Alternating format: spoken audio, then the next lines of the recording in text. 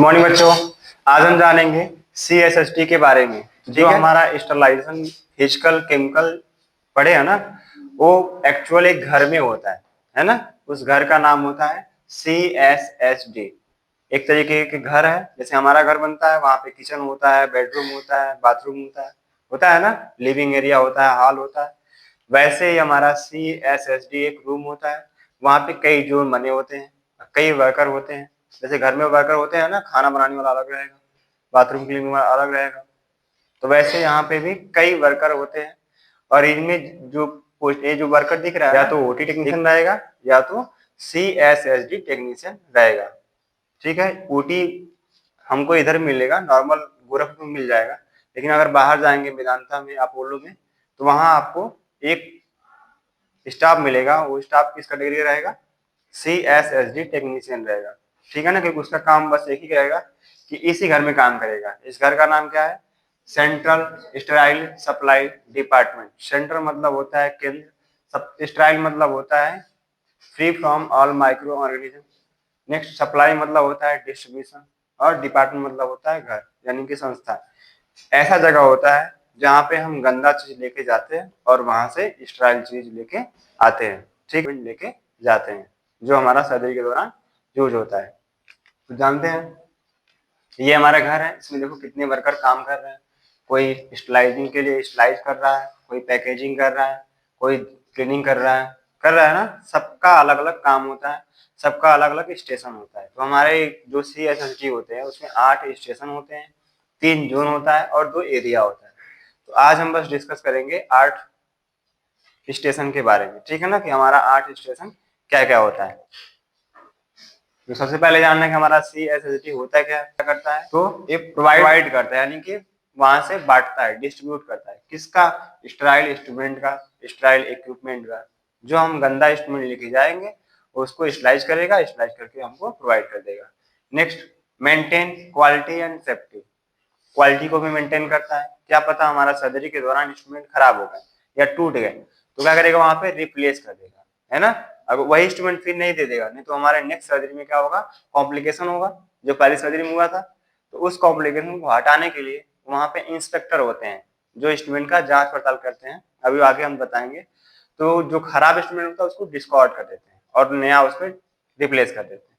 तो वही हमारा क्वालिटी मेंटेन करता है, जिससे हमारा पेशेंट भी सेफ रहता है और हमारा सर्जरी भी सेफ तरीके से होता है। Next, reduce hospital acquired infection. ये हमारा एक्वायर्ड इन्फेक्शन का ही पार्ट है। जैसे हमारे बॉडी से इन्फेक्शन होता है, हमारे हॉस्पिटल से भी इन्फेक्शन होता है। जैसे मान लो एक पेशेंट आया अंदर हॉस्पिटल में भर्ती हुआ, मान लो उसको बुखार हुआ था, लेकिन हॉस्पिटल में एक ऐसा पेशेंट है जिसको टीबी हुआ है, और उसी पेशेंट के पास हम इस पेशेंट को यानी कि बेड दे दिए हैं। तो जो पेशेंट के अंदर टीबी है उसके खांसी करेगा ही करेगा, तो वहां से क्या निकलेंगे? एयर ड्रॉप निकलेंगे। तो एयर ड्रॉप कहाँ जाएगा? पूरे हॉस्पिटल में जाएगा। तो उस हॉस्पिटल के एयर ड्रॉप से किसी और मरीज को अगर टीबी हो जाता है या खांसी आना शुरू होता है, तो क्या कहलाता है? हॉस्पिटल एक्वायर्ड इन्फेक्शन कहलाता है। अगर किसी मरीज से मरीज में फैलता है तो क्या कहलाता है? क्रॉस इन्फेक्शन कहलाता है। समझ गए ना। नेक्स्ट हमारा है मेंटेन ए सेफ इन्वायरमेंट करता है और सेफ अगर हम किसको? इन्वायरमेंट को, जिसमें हम काम करते हो तो हम सेफ रहते हैं। अगर हमारा माइक्रो ऑर्गेनिज्म हमारे बॉडी में आ जाएगा तो हम क्या हो जाएंगे? इल हो जाएंगे, बीमार हो जाएंगे ना। तो अगर नहीं रहेगा तो हम बीमार नहीं रहेंगे, तो काम करेंगे ना। तो हमारा हमको भी सेफ करता है, जो हमारा CSHT होता है। Next, work flow of the CSHT। Main stage, क्या क्या मेन स्टेज होते हैं? तो यही हमारा 8 प्लेटफॉर्म होते हैं, और 8 प्लेटफॉर्म में अलग अलग लोग काम करते रहते हैं। सबका अलग अलग काम होता है। जो जिस स्टेशन पे लगाया जाता है वही उस स्टेशन का काम करता है। तो जो हमारा रिसीविंग जो ये गंदा इंस्ट्रूमेंट है, ये जो गंदा इंस्ट्रूमेंट है आफ्टर द सर्जरी, इस इंस्ट्रूमेंट को हम कहाँ ले जाएंगे? सीधे CSHD रूम में ले जाएंगे। तो इंस्ट्रूमेंट को CSHD रूम में ले जाना क्या कहलाता है? रिसीविंग कहलाता है। नेक्स्ट हमारा है क्लीनिंग। अब जब वही गंदा इंस्ट्रूमेंट जाएगा तो इसका धुलाई होगा ना, धुलाई करना क्या कहलाता है? क्लीनिंग कहलाता है। नेक्स्ट हमारा है डिकंटामिनेशन। धुलाई करने के बाद क्या करेंगे? हम उसको सुखाएंगे या एंटीसेप्टिक सोल्यूशन लगाएंगे, ताकि वहां पे जो बैक्टीरिया वायरस के पोर हैं वो भी क्या हो जाए? हट जाए। नेक्स्ट हमारा है इंस्पेक्शन। यहाँ हमारा जांच पड़ताल होगा कि हमारा जो इंस्ट्रूमेंट है यूज के दौरान खराब नहीं हुआ है ना। क्या पता हमारा खराब हो गया है, तो क्या करेंगे? जो इंस्पेक्शन करने वाले इंस्पेक्टर होते हैं वो इंस्ट्रूमेंट का देखभाल करते हैं कि सही है कि नहीं है। सही रहेगा तो ठीक है, अगर नहीं रहेगा तो क्या करेंगे, वहां से डिस्कार्ड कर देंगे। नेक्स्ट हमारा है पैकेजिंग। अब हमारा इंस्ट्रूमेंट सही है, अब क्या करेंगे, इसको एक सीक्वेंस से सेट बना के अरेंज करके पैक करेंगे। पैक करने के भी तरीके होते हैं कि हमारा किस टाइप का इंस्ट्रूमेंट है, ड्रम में रखते हैं, कपड़े में पैक करते हैं, या हमारा बॉक्स आता है। तो जैसा इंस्ट्रूमेंट रहेगा वैसे उसका क्या करेंगे, पैकेजिंग करेंगे। पैकेजिंग ऐसा करना है कि हमारा वहां से कोई भी अंदर वाला मटेरियल बाहर टच ना हो या हमारा दिखाई ना दे। नेक्स्ट हमारा है स्टरलाइजिंग। जैसे पैक कर देंगे, पैक करने के बाद स्टरलाइजिंग जोन में ले आके रख देंगे जहाँ पे मशीनें रहती हैं। मशीनें क्या करेंगी, इसको स्टराइल करेंगे। अब जिस जिस टाइप का मटेरियल रहेगा, जैसे रबड़ का है, प्लास्टिक का है, जैसा ऐसा रहेगा वैसे हम क्या करेंगे, स्टरलाइजेशन करेंगे। आपको बताया गया है स्टरलाइजेशन के कितने टाइप होते हैं, 2 टाइप होते हैं, फिजिकल और केमिकल। फिजिकल में भी हमारा कई आता है और केमिकल में भी कई तरीके से आता है। तो जैसा इक्विपमेंट रहेगा, इंस्ट्रूमेंट रहेगा, वैसे हम क्या करेंगे, इस स्टरलाइजेशन का प्रयोग करेंगे। नेक्स्ट हमारा है स्टोरेज। जब हमारा आइटम स्टरलाइज हो जाएगा, क्या करेंगे, उसको एक जगह पे रख देंगे और उस जगह का नाम क्या रहेगा, क्लीन जोन या स्टरलाइजिंग जोन। उस जोन में हम रख देंगे। और वो जोन कैसा होना चाहिए, गीला नहीं होना चाहिए, सूखा होना चाहिए, और एक रैक में होना चाहिए, नीचे नहीं होना चाहिए, क्योंकि नीचे हमारा क्या होता है, माइक्रो ऑर्गेनिज्म प्रेजेंट होता है। रैक में तो हम इसको क्या करेंगे, डिस्ट्रीब्यूट कर देंगे, ठीक है ना। तो एक एक करके देखते हैं। तो पहला वही है, रिसीविंग करने के पहले जैसे हमारा कुछ इंस्ट्रूमेंट दिखता है, लेके जाते हैं कहाँ पे, सीएसएसडी में, वहां रिसीव कराते हैं। तो रिसीव कराने के बाद क्या करते हैं, कलेक्शन ऑफ यूज इंस्ट्रूमेंट। क्या करते हैं, जो हमारा यूज इंस्ट्रूमेंट है इसको सीएसडी वाले क्या करते हैं, कलेक्ट कर लेते हैं। कलेक्ट करने में क्या करते हैं, visual checking for damage, proper labelling, यानी कि चेक करते हैं कि डैमेज है कि नहीं। नेक्स्ट हमारा प्रॉपर लेबलिंग करते हैं और डॉक्यूमेंटेशन करते हैं। लेबलिंग करना, डॉक्यूमेंटेशन करने का मतलब ये है कि हमारा जो इंस्ट्रूमेंट है, पता चल रहा है किस टाइप का इंस्ट्रूमेंट है, अलग अलग मिक्स है ना।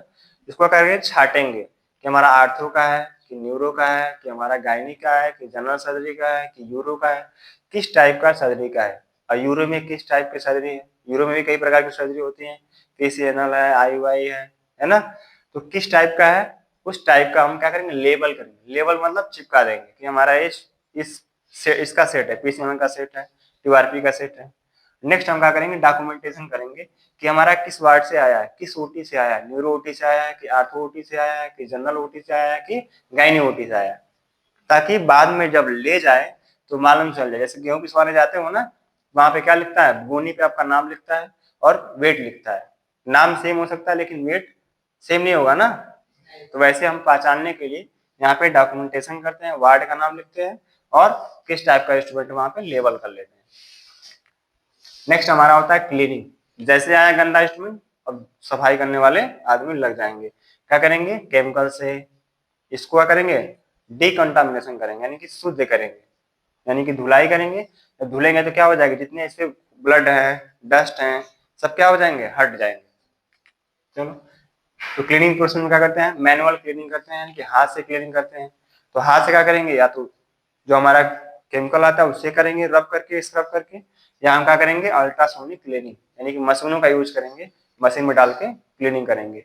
नेक्स्ट हमारा remove of the all dust, blood and tissue. जितने भी हमारा पे टिश्यू लगा है, छोटे छोटे कट, या हमारा ब्लड लगा हो, या हमारा जो कचरा वगैरह लगा है, बस मवाद जो भी लगा है, उसको क्या करेंगे, या तो मैनुअल या तो हमारा ऑटोमेटिक क्लीन करेंगे। नेक्स्ट हमारा जब क्लीन हो गया है तो जो पानी उस पर लगा हुआ है या जो हमारा केमिकल लगा हुआ है, उसको क्या करेंगे, ड्राई कॉटन से क्या करेंगे, पोछेंगे। यानी कि पोछना क्या कहलाता है, डिकंटामिनेशन कहलाता है। इसमें हम केमिकल लेंगे और इस केमिकल का यूज करके सारे इंस्ट्रूमेंट को, एक एक इंस्ट्रूमेंट को डीपली क्लीनिंग करेंगे। डीपली क्लीनिंग करने से क्या होगा, ये हमारा फ्री फ्रॉम ऑल माइक्रोऑर्गेनिज्म हो जाएगा। यानी कि जो उस पर माइक्रोऑर्गेनिज्म बचा हुआ है सरफेस पे, वो भी एक तरीके से हट जाएगा। तो इसमें हम डिकंटामिनेशन में क्या करेंगे, use for chemical disinfect. Disinfection मतलब क्या होता है, removing of the all micro organism. तो केमिकल का यूज करेंगे और सारे इंस्ट्रूमेंट को अच्छे से धीरे धीरे सफाई कर देंगे। नेक्स्ट हमारा होता है रेड्यूस माइक्रोबियल लोड। जो हमारा माइक्रो ऑर्गेनिज्म उसमें है, उसमें क्या करेंगे, केमिकल से हटा देंगे, कुछ कम हो जाएगा और कुछ हमारा मशीन से कम हो जाएगा। नेक्स्ट हमारा हाई लेवल डिसइंफेक्ट।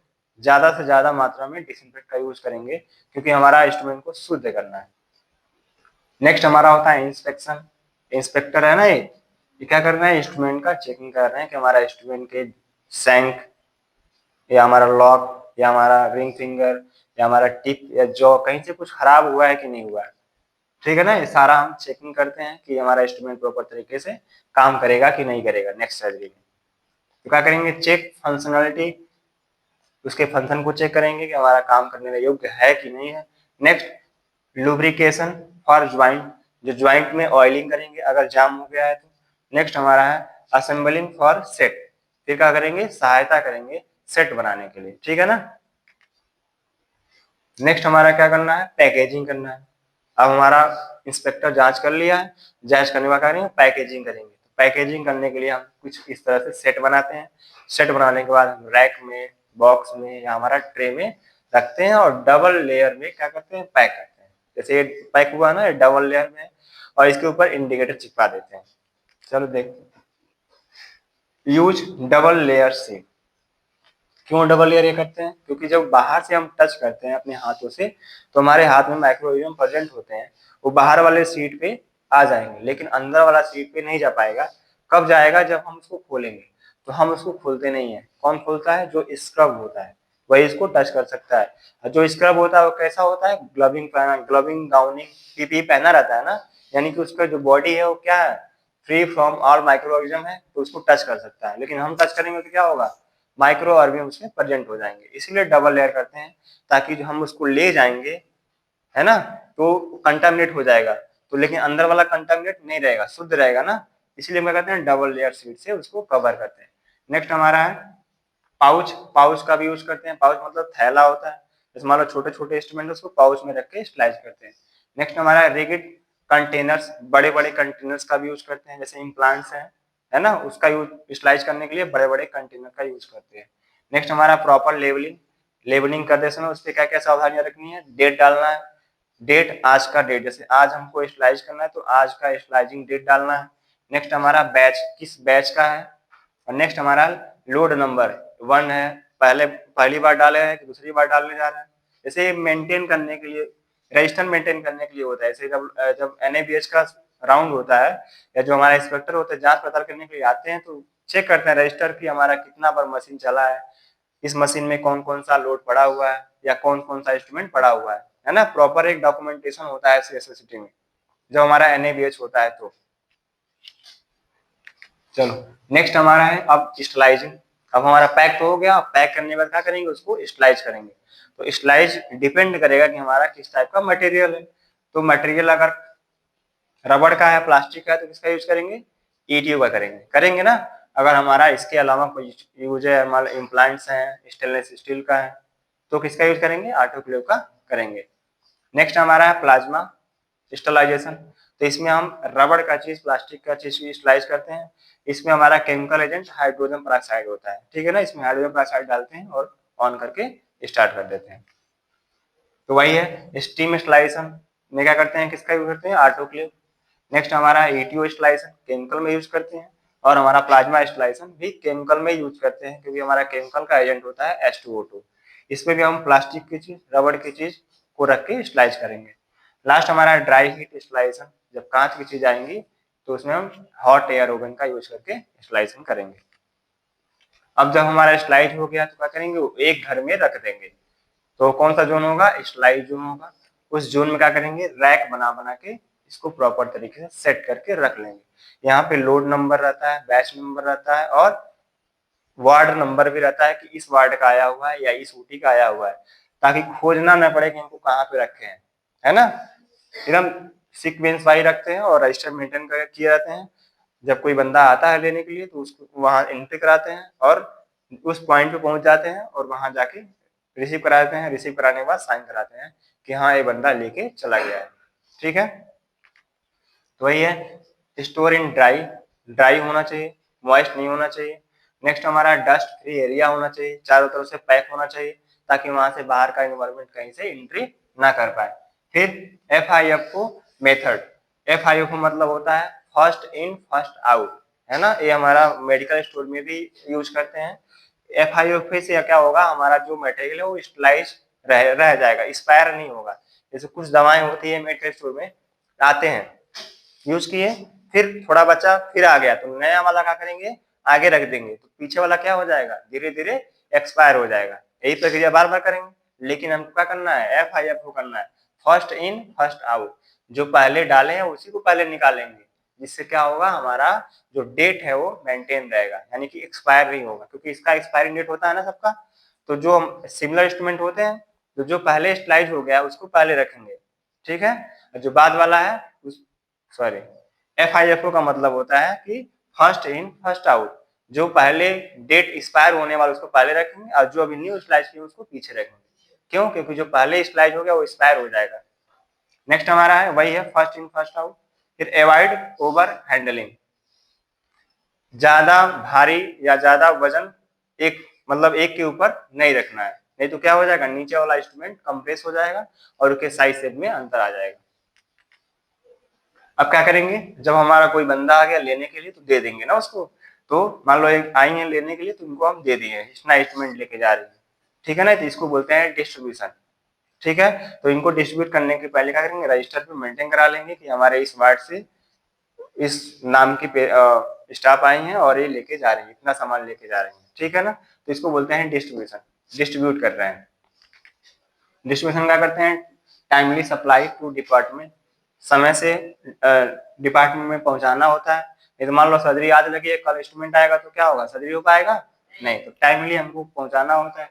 नेक्स्ट हमारा मेंटेन रिकॉर्ड, रिकॉर्ड मेंटेन करना होता है, नहीं तो क्या पता कहीं और का इंस्ट्रूमेंट कहीं और चला जाएगा, जिससे क्या हो जाएगा, सर्जरी में डिले होगा और हमको डांट पड़ेगी ना। नेक्स्ट हमारा इमरजेंसी सप्लाई भी रखना चाहिए। जैसे मान लो कोई इमरजेंसी सीजरियन सेक्शन आ गया या डिलीवरी वाले पेशेंट आ गई और हमारा इंस्ट्रूमेंट हमारे स्टॉक में नहीं है, तो हो पाएगा केस नहीं, इसीलिए हमको एक इमरजेंसी स्टॉक बनाना होता है। वहां पे इमरजेंसी केस वाले, जैसे न्यूरो का कोई केस आ गया, हेड इंजरी आ गया, कभी भी आ सकता है ना, तो उसका सर्जरी तुरंत करना होता है। डिलीवरी आ गई, उसका सर्जरी तुरंत करना होता है। लेकिन किसी का हाथ टूट गया, पैर टूट गया, तो आज नहीं होगा तो कल भी हो सकता है, क्योंकि उसमें कोई दिक्कत है जान जाने का नहीं। लेकिन डिलीवरी में मदर का जान जा सकता है या तो बच्चे का जा सकता है, और न्यूरो में क्या होगा, हेड इंजरी होगा तो मेरे मरीज का जान जा सकता है। इसीलिए इमरजेंसी स्टॉक बनाना चाहिए, वहां पे हमारे इमरजेंसी जो सर्जरी है उनके लिए अलग से इमरजेंसी सप्लाई होते हैं।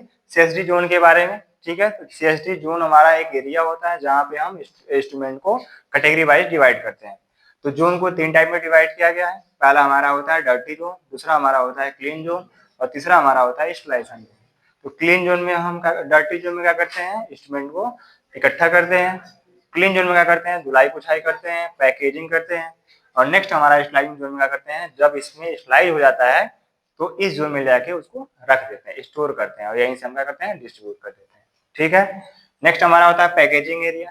तो यहाँ क्या करते हैं, हम पैक करते हैं। पैक करते समय क्या क्या ध्यान देते हैं, लेबलिंग करना, बैच लगाना, डबल लेयर डालना, और उसके पहले इंस्पेक्शन करना, जो हम सामान डाले हैं वो सही है कि नहीं है, खराब नहीं है ना। नेक्स्ट हमारा क्या है, स्टलाइज स्टोरेज एरिया। ये हमारा फाइनल वाला होता है, यानी कि इसमें स्लाइज हो गया है, स्लाइज होने के बाद हम क्या करेंगे, उसको स्टोर कर देंगे, और यहीं से हम क्या करेंगे, डिस्ट्रीब्यूट करते हैं। अनस्लाइज, ठीक है, या डर्टी जोन बोलते हैं। अनस्लाइज मतलब स्लाइज नहीं है, यानी गंदा है ना, इसको डर्टी जोन भी बोल सकते हैं। नेक्स्ट हमारा होता है क्लीनिंग जोन, और नेक्स्ट हमारा होता है स्लाइजिंग जोन। ऐसे कलर कोडिंग भी होता है। रेड का मतलब क्या होता है, खतरा, ठीक है ना। ब्लू मतलब क्या हो रहा है, यहाँ पे हमारा प्रोसेस चालू है, जैसे ऑपरेशन होता है तो ब्लू बत्ती जलती है, रेड बत्ती जलती है और ग्रीन बत्ती जलती है। ब्लू का मतलब क्या होता है, हो रहा है काम, और ग्रीन मतलब क्या हो गया, हमारा काम खत्म हो गया, हम सेफ है, ठीक है। तो पहले इसको देखते हैं, इसका क्या नाम है, और स्लाइड जोन या डर्टी जोन। इसमें क्या क्या काम होता है, पहले हमारा चेंज रूम है ना, जो सामान ले गए उसको रूम चेंज करके रखेंगे। नेक्स्ट हमारा लिविंग पैकिंग रूम। नेक्स्ट हमारा है ड्रेसिंग मटेरियल, जो भी मटेरियल आ रहा है उसको हम क्या करेंगे, अनस्लाइड जोन में रखेंगे। नेक्स्ट हमारा है क्लीनिंग जोन।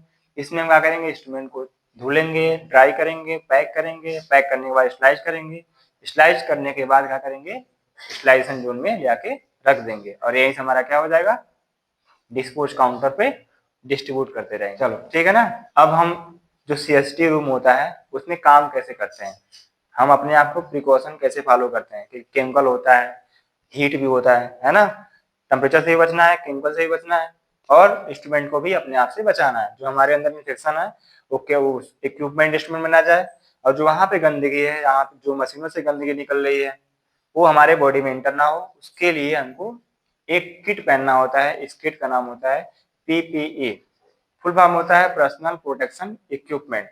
इसमें हमारा हेड टू टू कवर होता है। जैसे हम कोविड में काम करते थे तो इसी को पहन के काम करते थे। बहुत ही गर्मी होता है, हम तो लगभग 1 साल काम किए कोविड में, पूरा हेड टू टो गोरे गोरे हो जाओगे जब 1 साल पहन लोगे तो, है ना, क्योंकि इसमें कहीं हीट टेम्परेचर जाना नहीं है, क्योंकि पूरा कवर रहता है हेड टू टो। सांस लेने के लिए दिक्कत होने लगती है इसमें, क्योंकि मास्क 24/7 लगा रहता है इसमें, ठीक है। तो इसमें हमको कैप, मास्क, आई गॉगल्स, हेड कैप, है ना, shoe cover, abdominal protection, gown, gloves सब पहने रहते हैं, ताकि कोई भी बैक्टीरिया वायरस हमारे बॉडी के अंदर इंसर्ट ना हो। और ये डिस्पोजेबल होता है, तुरंत use and through, single use only होता है। आज पहने तो बस आज ही पहने रहेंगे, कल नहीं आगे इसको पहनेंगे। कल जो पहनेंगे वो क्या, दूसरा स्टलाइज पहनेंगे। ये पूरा हमारा एक किट होता है और इस किट में पूरा स्टलाइज रहता है, सारा चीज अवेलेबल रहेगा। पहनेंगे और उसको फिर डिस्कार्ड कर देंगे। नेक्स्ट पहनना रहेगा तो फिर नया खोलेंगे और पहनेंगे। इसमें हम क्या करते हैं, इन्फेक्शन कंट्रोल प्रोटेक्शन, वही है पीपीई पहनते हैं जिससे हमारा इन्फेक्शन कंट्रोल होता है। तो यूज पीपीई, हैंड हाइजीन करते हैं, फिर हम पीपीई पहनते हैं। नेक्स्ट हमारा प्रॉपर वेस्ट डिस्पोजेबल, जो हमारा वेस्ट मटेरियल उसको अच्छे से डिस्पोज कर देते हैं, डिस्कार्ड करते हैं। नेक्स्ट हमारा मेंटेन स्टेरिलिटी इंडिकेटर, जो हमारा स्टेलाइजेशन का इंडिकेटर होता है, केमिकल इंडिकेटर हो, बायोलॉजिकल इंडिकेटर हो, या हमारा मैकेनिकल इंडिकेटर हो। अभी आगे दिखाते हैं। ये हमारा क्या है, इंडिकेटर है। इसको वहां पे लेबलिंग करना होता है। जो हमारा इंस्ट्रूमेंट है, इक्विपमेंट है, पैक करने के बाद इसको लेबल करते हैं, जिससे हमको पता चलता है कि हमारा जो मशीन है वो हमारे इंस्ट्रूमेंट को स्लाइस किया है कि नहीं किया है। जैसे इसमें कलर कोड बनाया गया है, ब्राउन कलर का है ना, इसको बोलते हैं केमिकल इंडिकेटर टेप। ये सस्ता मिलता है, सब जगह अवेलेबल रहेगा। इस पे हम इसको फाड़ के और उस पैकिंग एरिया पे चिपका देते हैं। और इसमें ब्राउन ब्राउन की पट्टी दिख रही है, ब्राउन वाली पट्टी आफ्टर द स्टलाइजेशन ब्लैक हो जाती है, ठीक है। नेक्स्ट हमारा एक केमिकल इंडिकेटर होता है। ये जो पीली वाली पट्टी दिख रही है, एक आफ्टर द स्टलाइजेशन ब्लैक हो जाती है, ठीक है ना। तो इससे मालूम चल जाता है कि हमारा जो इंस्ट्रूमेंट है वो स्लाइज हुआ है कि नहीं हुआ है। अगर मान लो मशीन में कोई खराबी आ गई तो कैसे मालूम चलेगा कि हमारा इंस्ट्रूमेंट स्लाइज है कि नहीं है। लाइट बीच में चला गया, या हमारा ट्रांसफार्मर फ्यूज उड़ गया, या मशीन में कोई हमारा फ्यूज उड़ गया, या एलिमेंट जल गया, तो कैसे मालूम चलेगा कि हमारा स्टलाइजेशन हुआ है कि नहीं हुआ है। तो ये इंडिकेटर लगाते हैं जिससे हमको मालूम चलता है कि हमारा जो इंस्ट्रूमेंट है, इक्विपमेंट है, वो स्लाइज हुआ है कि नहीं हुआ है, ठीक है। चलो, स्टेरिलिटी इंडिकेटर वही है, 3 टाइप में आते हैं, केमिकल इंडिकेटर, बायोलॉजिकल इंडिकेटर और मैकेनिकल इंडिकेटर।